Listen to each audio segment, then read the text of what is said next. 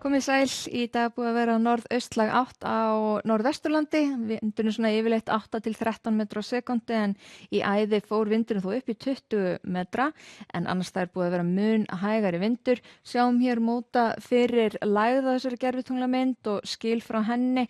Það búið að vera svona væta með köflum víða land, svona úrkomi lítið þó á Austurlandi, svona allavega miðað við aðra landshluta. Hæst fór hitinn upp í, tæplega 14 stig, einmitt á Egilsstaðaflugvelli, en svalast þá var 2 stiga hiti á landinu. En hér sjáum við á stóra Norður-Atlantshafskortinu, lægðina sem hér við suðausturströndina. Hún svona að fikra sig til norðausturs og leysir upp norðaustanáttina á Vestfjörðum en við tekur suðvestlæg átt hér og þetta ætlar svolítið að vera staðan hjá okkur bara næstu daga. Það skúraleiðingar á sunnan- og vestanverðu landinu en svona þurrt að mestu norðaustan til.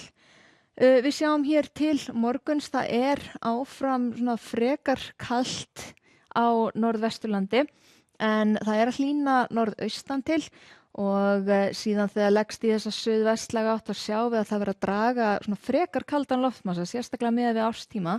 Hér alveg bara frá Labrador fram hjá Hvarfi og síðan til okkar, þannig að þetta verður óstöðugt.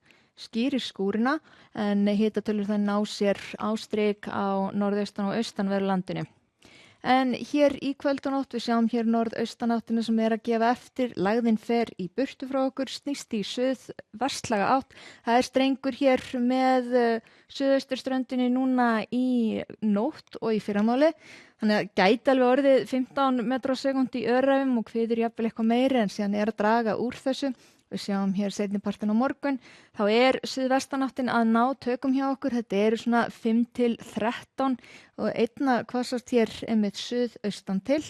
En víða skúrir hjá okkur, alveg möguleiki að sjást eitthvað til sólar í þeim, eðli þeirra, en hér norðaustan til og austan til að þá ætti jafnvel að vera, þurft að kalla, jafnvel víða sjást í sólar, en eins og sjáum að það svona stökudrópar hér og þar. Síðan þegar við höldum áfram að þá í rauninni alveg sára litlar breytingar sem í kortunum hjá okkur. Á mánudaginn snýst þetta kannski aðeins til suðlægari áttar hjá okkur, áfram heldur skúragangurinn hér sunnan og vestan til. Það alveg alltaf möguleiki á einhverju smá norðaustan til, en þar verður hlýjast, það alveg upp í 15-16 stig þar. Og svona heldur svalar annars staðar en ekkert nein ósköpi sjáum hér að hitatölur að taka við sér á norðvesturhlutanum. Og síðan á þriðjudaginn, það nú ekki útlit fyrir neinar stórkostlegar breytingar. Það heldur, það sunnan eða suðvestlægar áttir.